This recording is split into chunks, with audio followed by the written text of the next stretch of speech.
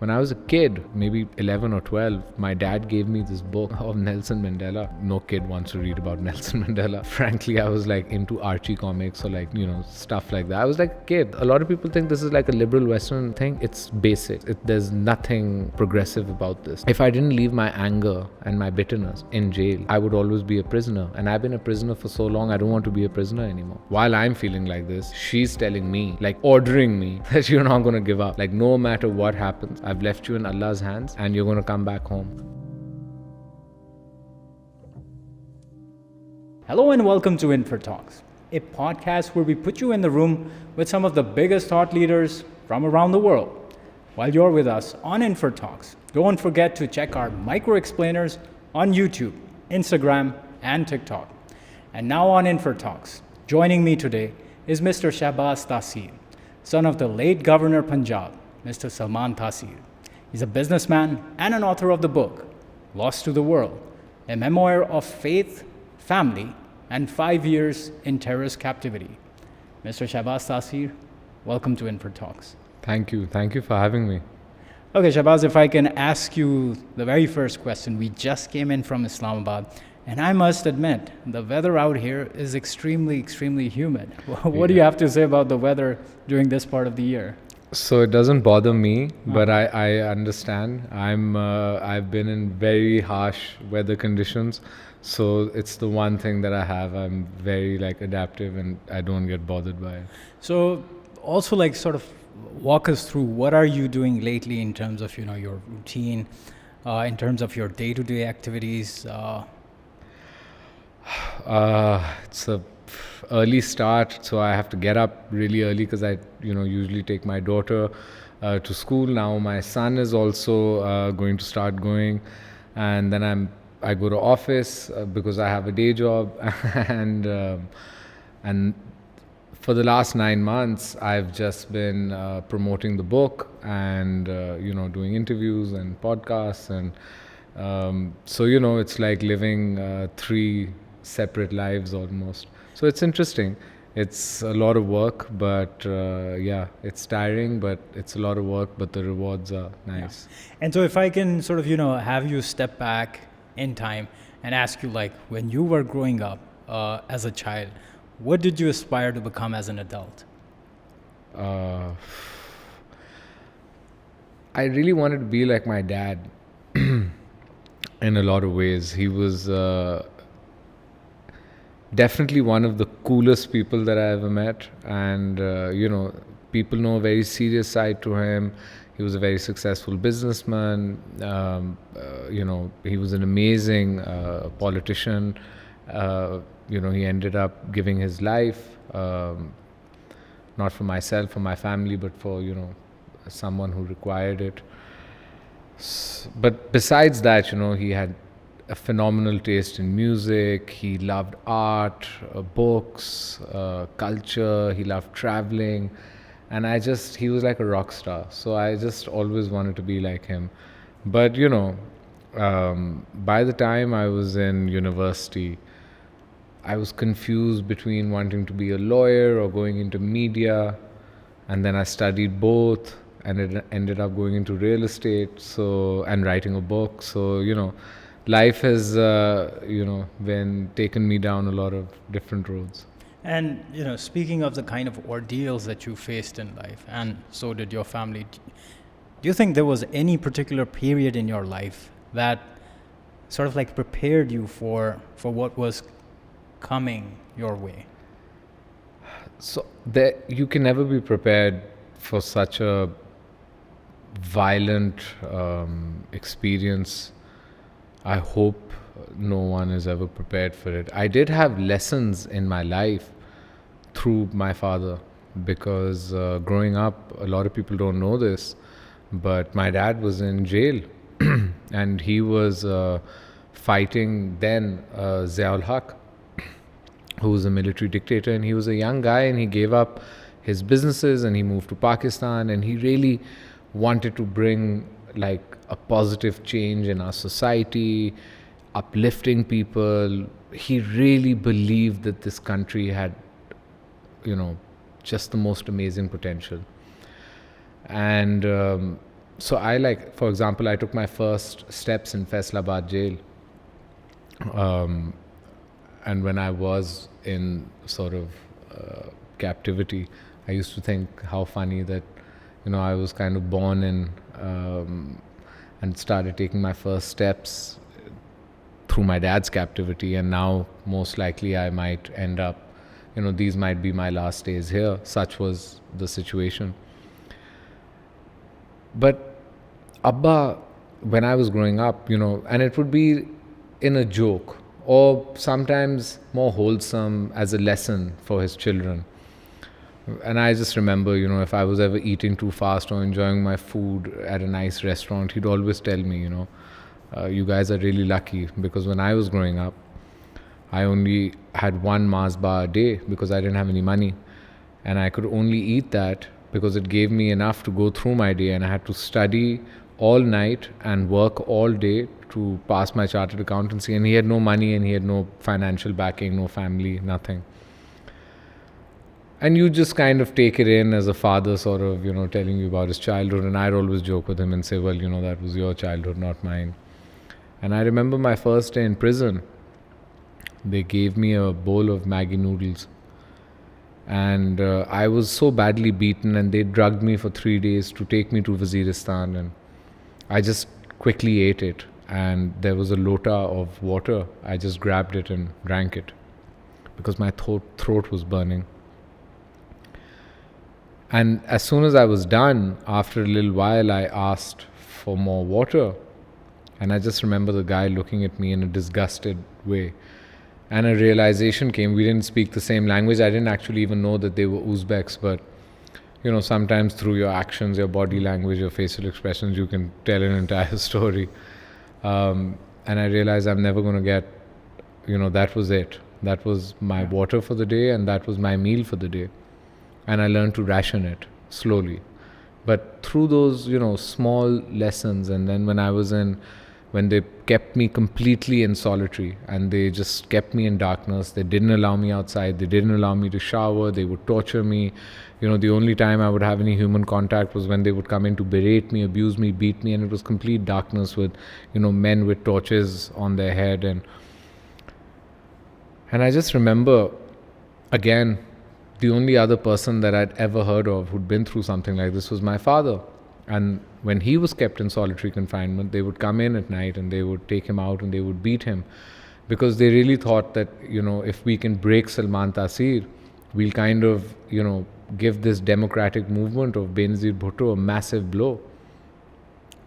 That's a lot of pressure to willingly put on yourself and not give up. It's tough. And being physically beaten, hung upside down, beaten, and I've experienced torture myself. It's impossible. You give up immediately. But to go through it with such conviction and strength speaks remarkably of the man that he was. And when I was going through my own awful experience, I would try to draw on that strength. I couldn't find, because he had meaning for why he went through this. I didn't. I did, however, find that meaning. My kidnappers used to tell me that they're doing this to me because of my father and his stance and the man that he was, and that I deserved it. I deserved what was happening to me, and he deserved what had happened to him. And this is very difficult. This is difficult for any son to listen to, especially, like I mentioned, my father didn't die for me. He didn't die for money. He didn't die for position. He didn't die for power. As a matter of fact, of my entire experience, when we get to it and we speak about it, I have a sense of triumph over my experience. I tell people this a lot. Yeah. But with my father, I have a wound that can never heal. He was stolen from me. But as an adult, like, one of the realizations that you have is that he did die for something much bigger than myself as well. So it's not something that I can't be like in self-pity as a victim almost, because it was much bigger than me. It was for a lot of people. I know he died for a single person, but the meaning behind what he stood for was not for one person or his family. And then you have to draw strength from that. You can't be ashamed of your father's sacrifice. And in the end, it is just a life. Yeah. And your time is written. And so what kind of values, I'm sorry I'm interrupting you here, but like what kind of values do you think united you and your father when you both were, going through your own trial and tribulations and have been through at different points in time of each other's life? But like, what were those certain values that united Like, both of you? I have to be honest with you, because he had very different values from me. He grew up an orphan. His father died when he was a kid. He didn't have any money. He grew up in a servant's quarter. His mother worked in a hospital. He had to fight his whole life to make ends meet.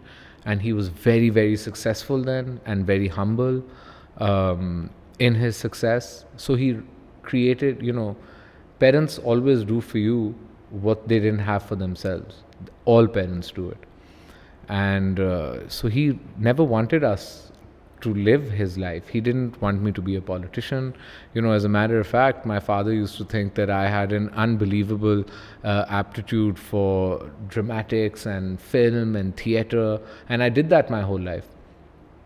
And he thought, you should make a career in this, you're fantastic. And it's very rare to find a successful businessman in Pakistan who encourages his son to go into arts. It's almost looked down upon, actually.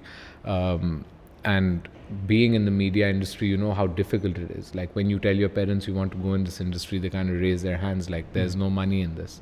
But you have to make something of what, your passion or whatever. But I didn't want to do any of those things. I wanted to join his business, and like I told you, be like him. And even if I had strengths, I wasn't interested. I wanted to be like him. But he encouraged my younger brother to be a sportsman because he felt that he was very athletic. He told my sister to be a writer because she's such a fantastic writer, He was such an encouraging and different man. So he installed different values in us. Definitely humbleness was something that he stressed on, but very different. And he never wanted us to go into politics or be members of the civil society or, And I'll tell you why. It's because he really felt that maybe he could find the solution so that we could grow up in a more peaceful society, which was unfortunately not the case. But, parents fight for different things. I'll never forget, Senator Sherry Rahman. She's a very close friend of my mother's. And her Twitter profile, I'll never forget this. It used to say that I would take a bullet so that my children don't have to. And it really sums up parenthood for you. Yeah.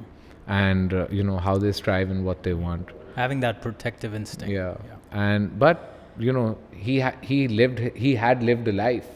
And there are lessons in that. When, I'm so lucky that this guy was my father, that I grew up in his presence, that, besides training me to go into business, or besides, training whatever, I could actually see him lead by example.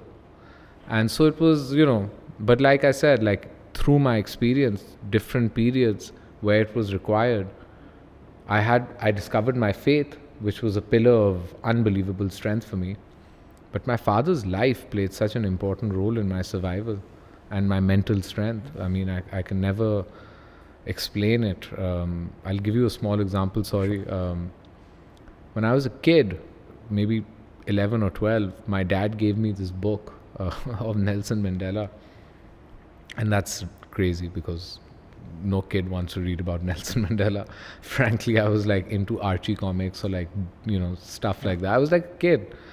And he's like, you have to read this book and it'll make you grow up. And it was really exhausting and long, and he made me read it. He would talk to me about it, and he would tell me then he would tell me stories, and I'd be like, how do you know this is not even in the book? And he'd be like, no, but I mean, I'm a student of his, in terms of I've studied his life. And I'd never understand that. And then I got to the end of the book, and there was something amazing in it. When he leaves prison, and I think he spent 30 odd years, but when he actually leaves prison, a lot of people asked him, why did you set up this Truth and Reconciliation Commission? Why didn't you, attack your enemies and go for them and burn them and kill them because they were racists and they were murderers and, they were corrupt? So why didn't you do all this? Why a Truth and Reconciliation Commission? And he said, well, firstly, if I didn't leave my anger and my bitterness in jail, I would always be a prisoner. And I've been a prisoner for so long, I don't want to be a prisoner anymore. And secondly, when God does give you that opportunity of a second life, it can't be personal. It has to be about something bigger and better than yourself. And he did do that, didn't he? He was one of the most phenomenal men in modern history, if not, one of the most amazing men that's ever lived. And and I remember when I was leaving prison, and the Uzbeks who had imprisoned me were now prisoners because of many circumstances. Right. And I told them that you did this to me in Allah's name, and you told me that I deserve this. But the only thing that I've ever learned in my life is I forgive you in Allah's name, because I don't want to take this with me. And actually, I'll be honest with you, I've only lived 7 years since I've been back. It's not like, I'm some old man with life experiences, but I've lived a really good and happy and content life, and a very peaceful life. And I fought really hard for that as well. So, but again, because of Abba, the only reason I know about him, about these stories, why they mattered to me, how I could reach out to them, was because of my dad. Yeah. So Shahbaz, I know it's extremely difficult to speak about traumatic experiences, and I think I personally and we as a team do not intend to make light of those moments and situations. I make very light of them.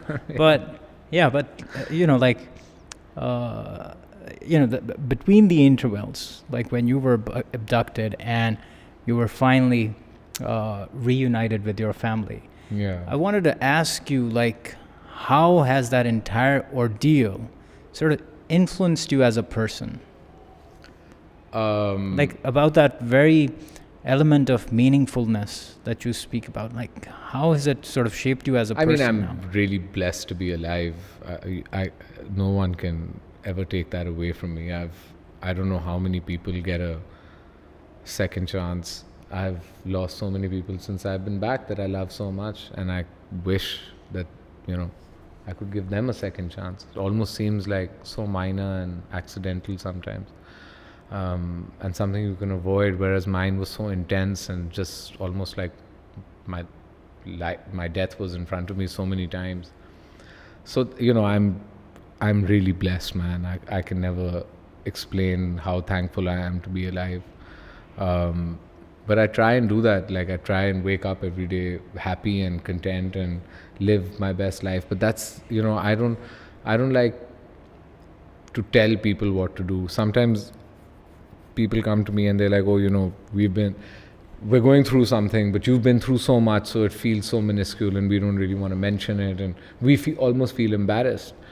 And I wish I could explain to people that there's no measure for pain, especially when it's emotional. You can't measure it. And yes, some people go through really intense experiences. And some people don't, so it's the same, But yeah, I'm not like a shaman or someone who gives you guidance for life. But the only thing that I'll tell you is that it was a completely normal day. And I'd had a lot of tragedy in my life. I'd lost my father in a really violent manner, and I've never recovered from it. No one can. I've come to peace with it, but, I can't recover from it. He was stolen from me. But regardless, it was such a normal day, and I'd come from Dubai, and I'd had a really good business meeting, and I was just literally going to office to tell my mother that I'd had a good meeting, and I was looking forward to things. I was looking forward to doing things in my life. And I lost 5 years, but in those 5 years, I had dreams, and I thought I could do this, and I could, I had a lot of ambition. I was only 26, 27, and then I just took a left, and my life was over. So the only thing, and I got a second chance, but for a long time I thought this is my forever. but I always try to tell people that you'd be surprised you only have this one chance, and just try and make the most of it. I've lost my dad. I know he didn't want to go. I know he was so much bigger than life, that he had so many years, and he was one of those people that made a difference. You don't have so many of that. People just live in a routine. There are very few people that make a difference. And he went way before his time, but it was his time. So just try and live a content, fulfilled, happy life. You would be surprised, even small. My brother and me were really close. But the night before I got kidnapped, we were in a little fight. We'd had a little argument.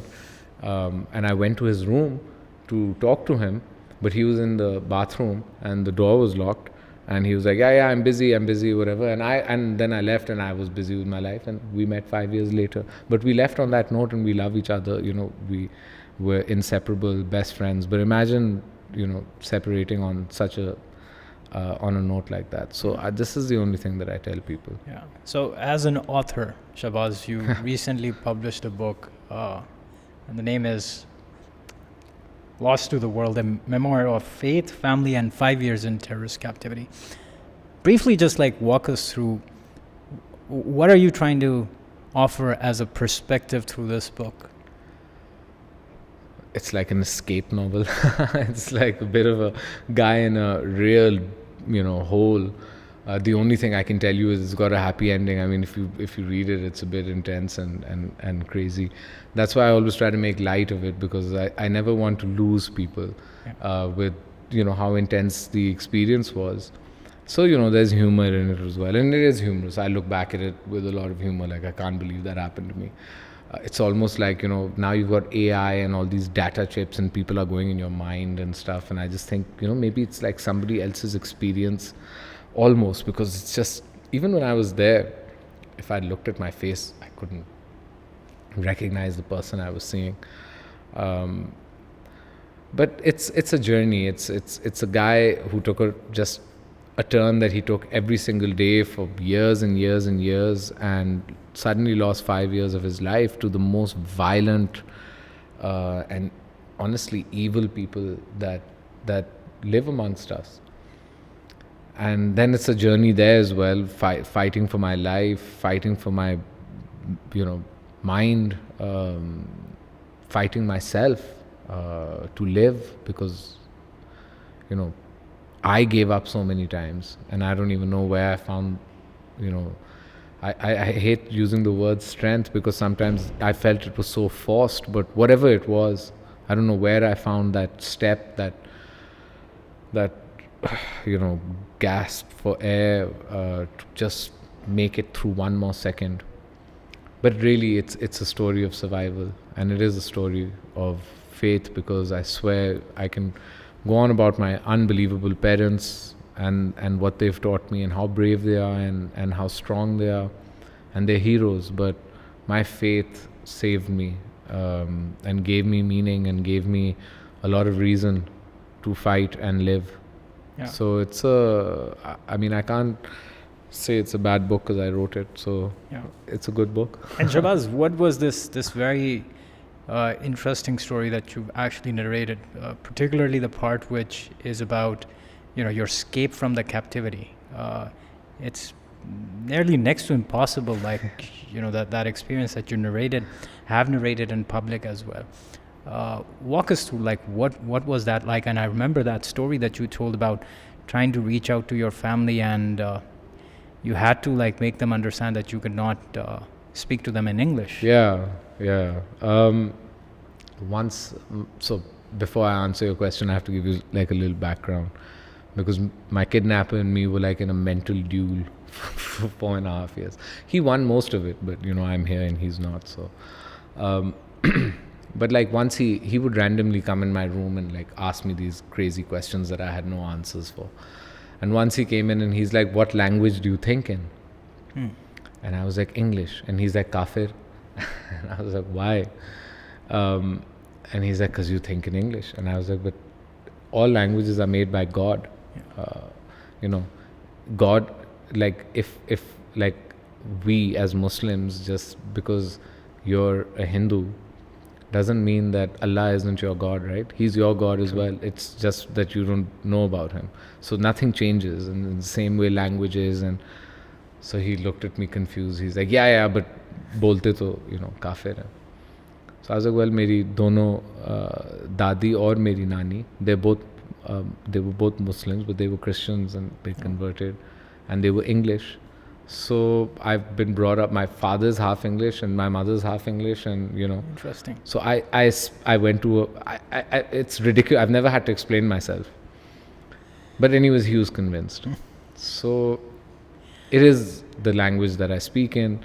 It's the language that I talk to my mother and my kids, and it's the language of my house. So when I got to Kuchlak, the first thing that hit me was that when I called my mother, and Kuchlak is like an intersection between, it is in Pakistan, but it's like the first town between Afghanistan and Pakistan. It's a really, really long and stressful journey to come from Afghanistan into Pakistan. But once you're in Pakistan, it's fine. But it's very stressful. And it's crawling with Taliban. It's just crawling. They're everywhere. So I was obviously very nervous, and I knew that if I speak to my mother and I'm like, Mama, I've run away, send someone to help me, she'll speak in English. And I was communicating through a young Taliban's phone. So I didn't want him to, her to call and say, hello. You don't say hello. Small things like that. So I had to explain to her. I was like, look, Mom, मैं भाग चुका हूँ. आपको मेरी बात सही तरह समझनी होगी. बिल्कुल मेरी ज़ुबान में आपने बात नहीं करना, और सिर्फ इसमें करना है, चाहे वो सलाम तक भी बात होए. और मैं निकल गया हूँ. आपको ज़्यादा सोचने की ज़रूरत नहीं है. मैं एक जगह में हूँ जिसका नाम है कुचलाक, और आप जितना जल्दी किसी को भेज सकती हैं भेजें, और एक बंदा भेजें बस मोटरसाइकिल पे. मैं बैठूँगा और मुझे बस क्वेटा ले जाए. अच्छा, I had planned it. Now my mother is not heard from me in a year. And according to the intelligence agencies and the people that were helping, they said he's dead. 1 year is a long time.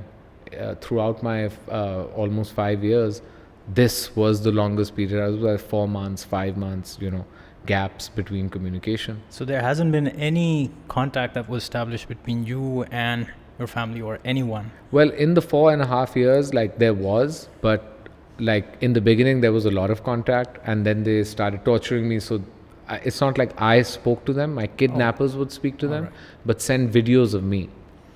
And then for a long time it was just videos of me getting tortured, and then I was in a drone strike, and I think it was in the news as well or something. And the intelligence agencies told my mom that he's dead. It's confirmed. So she always says it. She's like, I tried to absorb it as if, it's the truth, but I buried your dad. I saw his body.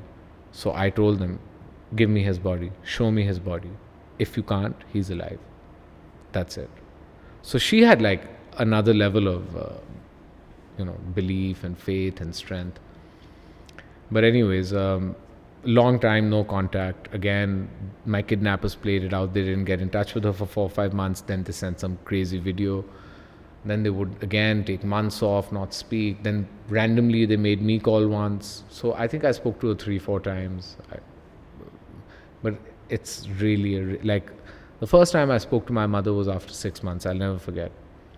And I couldn't recognize her voice. And that's a really shameful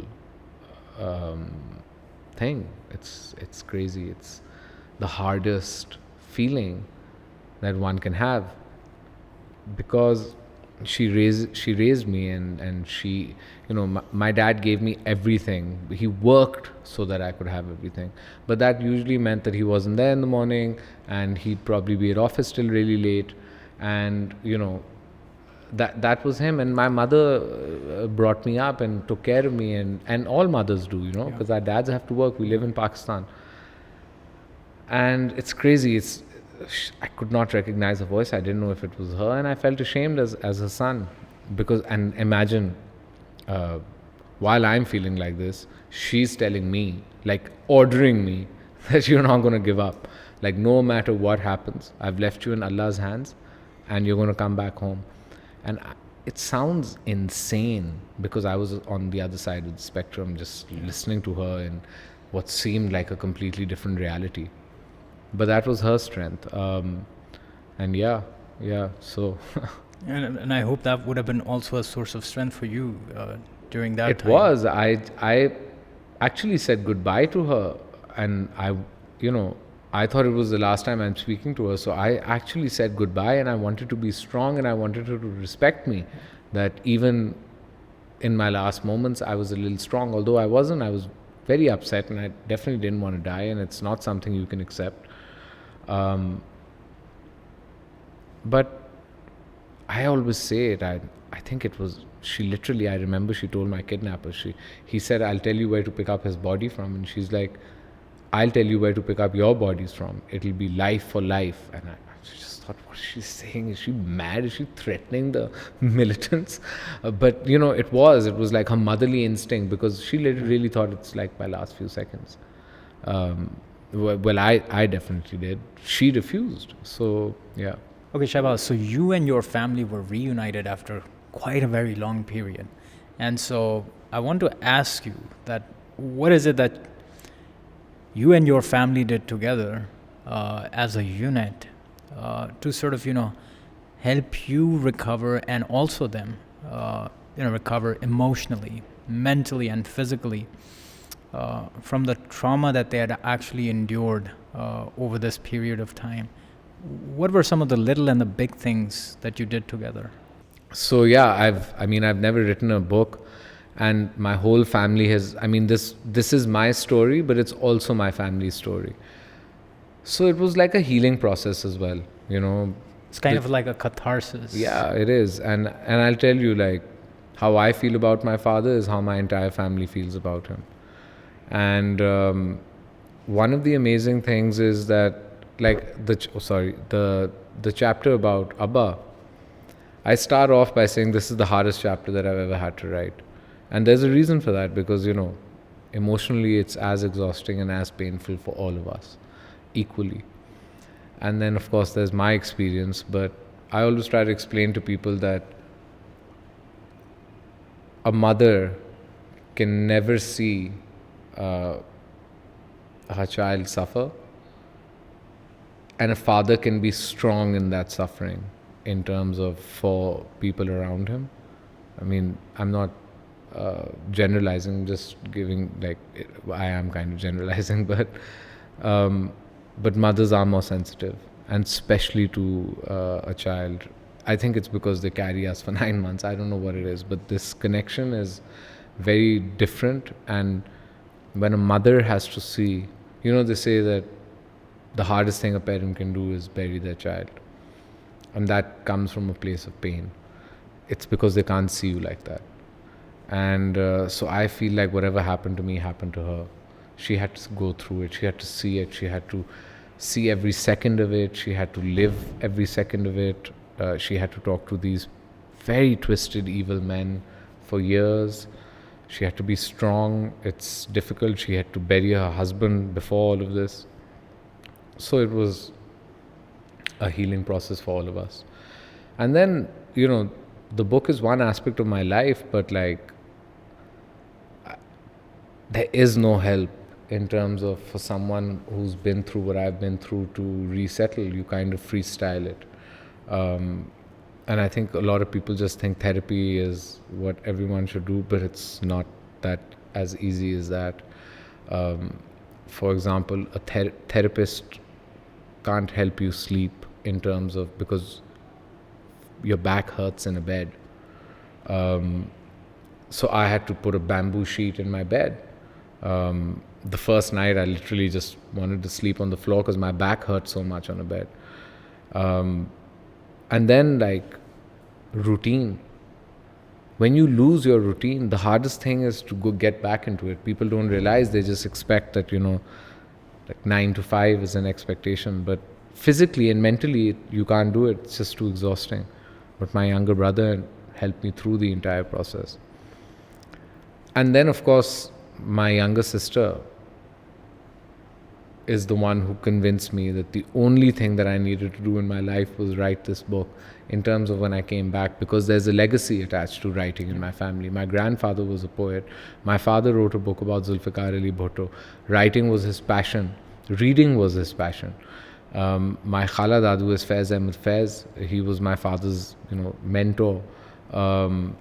My Puppo Salma wrote a book. My grandfather was the first PhD in the English language from the subcontinent in Oxford University. So, there's a legacy attached to it as well. And my sister actually explained it to me. I mean, I knew it, but she explained the emphasis of it to me and emphasized on it and made me do it.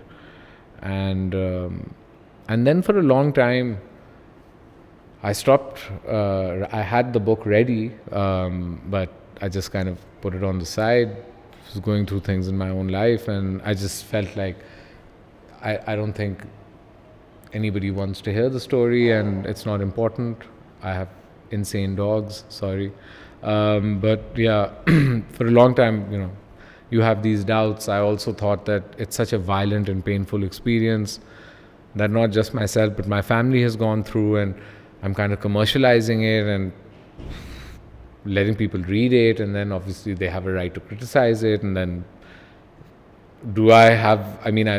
it's one thing to go through something and then get over that thing, and then it's a completely different thing to, people criticize you. And do you have that strength? I've never been in this, I've never done this before, I don't know what kind of, there's 1,000 million things attached. And then my wife, Neha, I just remember I was playing PlayStation or something, and she just picked up the manuscript and was reading it. And she just looked at me and she's like, this is like really well written. And that was one of the biggest doubts. Before we started this, I was telling you that, there's a lot of self-doubt when you've never done something before. So she reassured you. Yeah, and reassured me in a way, it's amazing. And then she got some of my friends over and made them read it. And my friends always laugh and joke about my experience, and they always say, ye khud bhaga hai and stuff. But they emotionally connected with it and laughed about it. And I'd done I've added humor in the book as well, and they enjoyed that. And then in a very serious way, my crew, my inner circle, they were like, this is great, man. You really should go. You should see this through. Just trust yourself to be able to do this. And I'm so glad that I did. It's I have all these things that I've done in my life, but this is one of my greatest accomplishments. It's a personal thing, and I feel so amazing that I could do it. So Shahbaz, do you intend to use your experience to sort of, contribute to these efforts to, and I know it's not a one-man job at all, or one-person job at all, to, prevent hatred and extremism in society, because it appears obvious that, extremism can affect anyone, both as perpetrators and as victims. So, one of the reasons why I do these interviews and why I wrote the book is so that people can understand how brutal and violent these people are. And if you have some kind of a mental connection, you need to understand that they really look at us with one eye. They don't see a guy in the market with a beard, or a woman in a hijab and then a woman without one, and say, oh, all of these people are different. They just literally click a button and take everyone out. So, and I hope nobody ever comes into contact with them or lives with them or sees them, because really they're the worst of humanity. So that's the militant side of it. Then, of course, in this book you also understand how extremism in your society, I lost my father to political extremism, if you want to understand it, because it wasn't, they weren't a militant group. And the trouble with that is it was just one stupid man sitting who didn't understand what Abba was saying, and convinced another young boy to just pick up a gun and kill him. And that's a different form of extremism. That's individual extremism. That's people not understanding what our religion actually teaches us and taking authority in their own hands. And one of the most important things about our religion is not doing that. It is a due process. It is actually of any kind of constitution or religion or law or anything that you study, it is the best of it. So when a Muslim says, I'm not getting my human rights, all other Muslims should be embarrassed and listening. And if a non-Muslim who's living under Muslim says, I'm not getting my rights or due process, all Muslims should feel ashamed. So it's clear as day. So it is a religion that gives you justice and hope and freedom. It freed people. People died and fought for this religion and for that freedom from oppression. So, I wish people would understand the foundation of this religion, how it came. The first Shaheed was a woman. And do you know how she died? They put a rock on her stomach in the desert and they killed her there. Yeah. Sumaya. Yeah, because she refused to give up the kalma. There were no surahs, there was no Quran as we see it today. There were a few ayats that had come, but such was her belief in the Prophet and what he was saying about justice and freedom. So, instead of getting angry, I wish we would just take a step back and understand that it is the duty of Muslims, especially Muslim rulers, so government, right, to protect your minorities. They have to be freer, happier, and have more justice in your society under your rule than they would under their own in another country. This is, on the day of judgment, if you're a man of power, if you're a Muslim and you're a man of power, you will be asked this question by God. That what did you do with this power? Did you give justice? Just imagine this burden. So anyways, but I wish people would understand that, and I wish people would understand how much tolerance this religion teaches and how much it teaches you about patience and about sacrifice. That is your jihad. Patience is a jihad. There's a door. I mean, these are stories, but they're very important stories for Muslims, that there are actually doors in Jannah that will open only for the sabirin, as in people who did sabr. And when do you do sabr?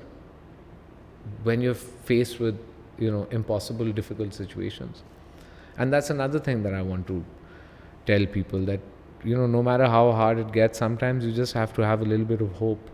And you have to see the next day, and you have to fight for your tomorrow and not give up. And you don't know what wonders this life could bring for you or not, but you have to fight. Yeah. So Shahbaz, what do you think, and I know it's too much to ask for, but in your personal perspective, what can governments and societies do to, to actually build bridges? Governments and societies should never be put Yeah, together. those I feel are, like we're yeah. on complete different Yeah, tangents most of the time. Yeah, but frankly, it takes two to tango to Yeah. bring about that synergy in any matter. But how could we sort of use these two very strong elements to build bridges, reduce polarization as it affects So the two things that I always stress on is, a lot of people say education, and it sounds like it sounds like some utopian concept, but it shouldn't be. It's a basic right. And the thing is that your first question was, how do you counter this extremism and militancy in your society? And there are many ways, but one of them is to empower your woman and to educate her. Why is that? Well, it's really important, right? Like I was telling you, that I have a lot of my foundation comes from my father. Yeah. He sacrificed a lot in his life, and there's lessons in that. But मेरी परवरिश मेरी वालदा ने की है, और मैंने 4.5 साल जानवरों के साथ गुजारे हैं, जिन्होंने मुझे जानवर की तरह रखा था. And if they offered that, would you like to join us? And if they gave me a gun and said, kill this man, my moral compass doesn't allow this. My upbringing doesn't allow me to, for example, kidnap you and extort you for money, because those are the words that I'll use. not, your mal and daulat is jaiz on me, halal on me. These are not I will say that it's extortion and kidnapping, because that's what it is. I wouldn't steal your money, I wouldn't kill you, because these are some of these values have been put into me by my mother. And she's an educated woman, and that's it. That's just the difference between anybody else, and why I wouldn't go towards extremism. I'm not saying that educated people can't be extremists. They can. That's why I specifically said that if you educate your woman and she has access to skill training and she works and she is involved in your upbringing, you will have a better chance as a society, not as a person, as a society. If our mothers and our sisters are treated equally. By the way, a lot of people think this is like a liberal Western thing. It's basic. There's nothing progressive about this. I swear, it's such a backward human right that I can't even explain it. Like sometimes I have to explain it, and it sounds like like you're on an agenda to educate or treat someone equally. Let's not look at it in terms of gender. Just all human beings are created equally, should be treated equally. So we should have access to basic things like education, and that shouldn't be divided by gender, and skill if I choose, but education is basic. And then I swear, you give your society a fighting chance. Otherwise you don't. And I'll tell you another thing. It's not a Western liberal agenda. In Bangladesh, they have overtaken us now in every shape, way and form. One of the most interesting things about Bangladesh is if you look at the employment figures of the female contribution in their economy, and it's unbelievable. They're equal contributors to the Bangladeshi economy. And why do you think that is? Because they're allowed to work, they have skill training. They're also a Muslim country. If you go to any of the Middle Eastern countries, now of course people will say, well, they have oil, money and stuff, but just look at what's happening in Saudi Arabia right now. If there is any country in the world that you should bank on for the next 10, 15 years, it's Saudi. As a society, they're progressing at a rate that, they'll catch up to the UAE. They'll overtake the UAE and any other country in the next 10, 15 years. I remember when the Burj Khalifa was being made, okay? I remember downtown Dubai, it was nothing. It was just a hole. And you can see what they've created now in that city. And by the way, this comes from a place of everybody having that equal opportunity to education. They're all educated. Saudi women are educated. The women in UAE have an opportunity to get educated.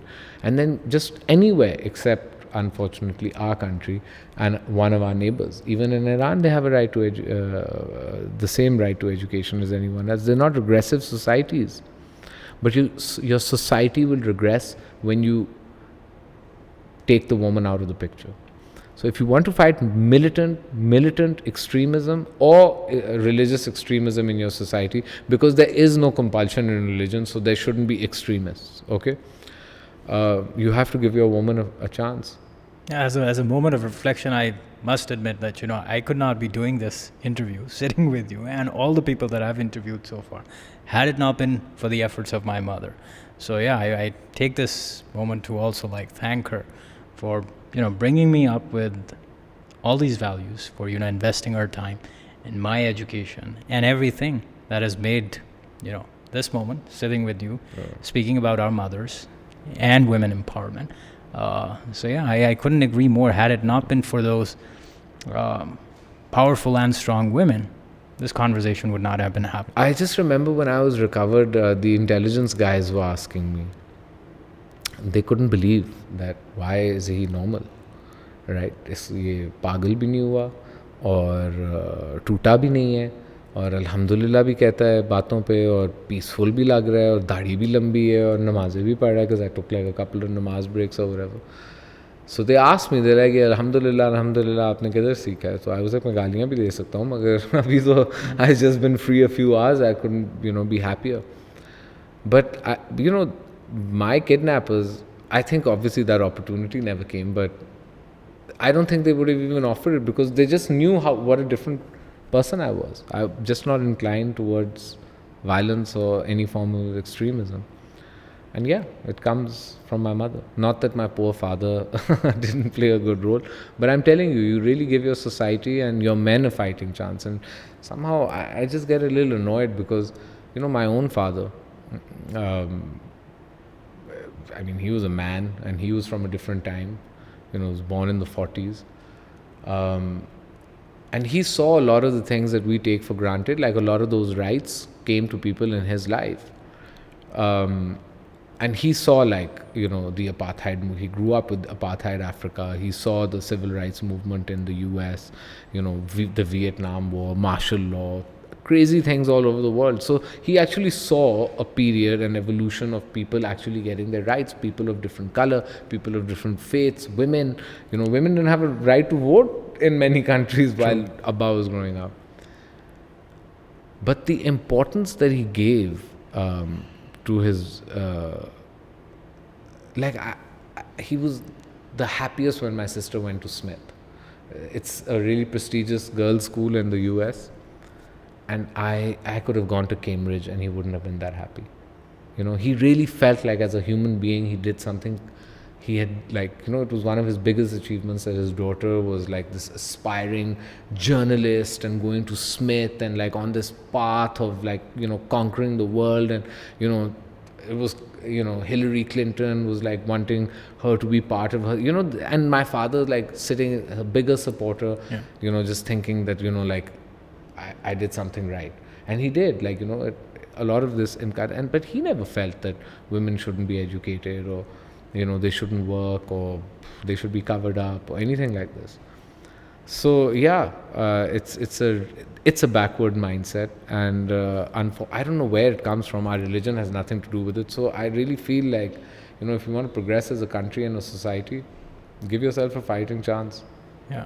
So Shahbaz, before we wrap up this conversation, I have my last question. And my last question is, how do you intend on, using your time, your experience, your privilege,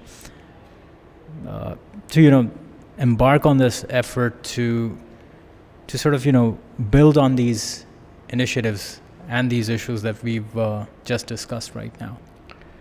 Yeah, I don't want to be a politician. It's just the I don't know what we can say and we can't. But anyways, I definitely don't want to be a politician. I think it's way of apologies for lack of clarity, but by way of philanthropic activity at least. Yeah, so I try my best to talk to people, and I feel like social media is so amazing because you can get through to so many more people. But just have the two of us having a conversation, and now suddenly so many more people have a opportunity to hear it and see it. And I don't know what I'm supposed to do, but I was talking at Collabs yesterday, and I met this really amazing man, and bada sa banda sa, और वो मेरे पास आया और कहता है, शहबाज भाई, मैं बड़ी रिलीजियस फैमिली से आता हूँ, मगर मेरा बिल्कुल ये सब कुछ में शौक नहीं था, और I read your book and I've started praying again, and I've started doing my zikr, and I'm closer to God, and I couldn't sleep all night, and I kept telling my wife, I was like, it's the most amazing thing someone has ever said to me. And I just told him one thing. The man, I thanked him, and I was like, just please pray for my dad, because the only reason I have all this is because of him. So anyways, I just hope that people that hear my story and read my book and hear about my family, they get some kind of encouragement and want to do something good for society. So even if someone like me who doesn't want to be a politician and go into public life, maybe you would, and that would be amazing. All right, Shahbaz, thank you so much for this conversation. Thank you. I really hope may peace be with you, and you continue to inspire other people, and leave behind a very positive influence. Thank you. Thank you so much for staying with us through this conversation with Shahbaz Taseer. Our team works very hard to make this work possible, and it would mean the world to us if you could like and share our content to show your support. And if you'd like to stay informed on upcoming podcasts and other work, please hit the bell icon.